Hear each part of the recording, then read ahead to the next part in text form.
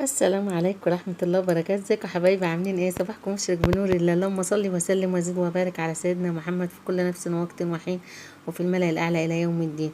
كل سنة وانتم طيبين بقى يا حبايبي. موسم تخزين الملوخية الخضراء ما شاء الله. شوفي بقى بوريكي ان احنا بنقطفها يا حبيبتي، بنحاول على قد ما تقدري ما تسيبيش فيها عنق كتير، عشان وجوده بيعمل عرق وبيعمل عرق ما تكتريش فيه يعني بعد واحدة كده فاتت منك وماله عادي.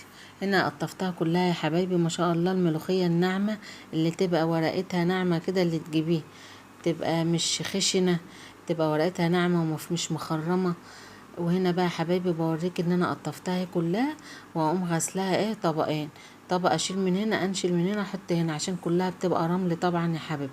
وبعد ما اعملها 3-4 مرات كده اقوم جايه حاطه في الميه خل، واقوم جايه اللهم صل على سيدنا محمد، افضل اغسل فيها ما يهمكيش. شوفي الميه بتبقى عامله رقوق ازاي. خدي بالك من حاجه زي دي، ما تغسلهاش في نفس الطبق، لازم تشيلي من هنا تحطي هنا لعند ما الميه تبقى فل قشطه كده معاكي.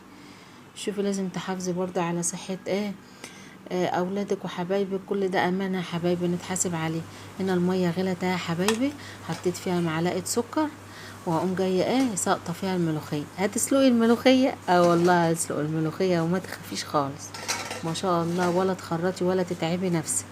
هتسلقيها كده في الميه المغليه، يدوبك تاخد غلوه نقوم مطلعينها من الميه على ميه بارده. واللهم صل على النبي، هتنجزي وقت ومجهود وهتقولي يا ريتني كنت عملتها كده من زمان. تقعد معاكي من السنه للسنه ما شاء الله.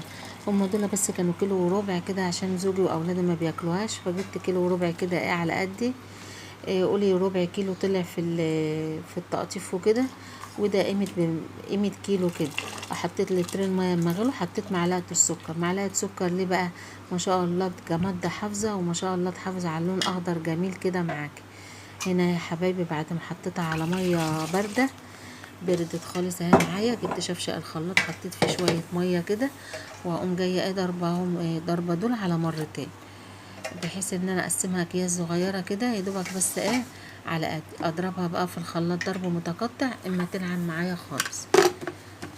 اضربي وافصلي اضربي وافصلي ضرب متقطع.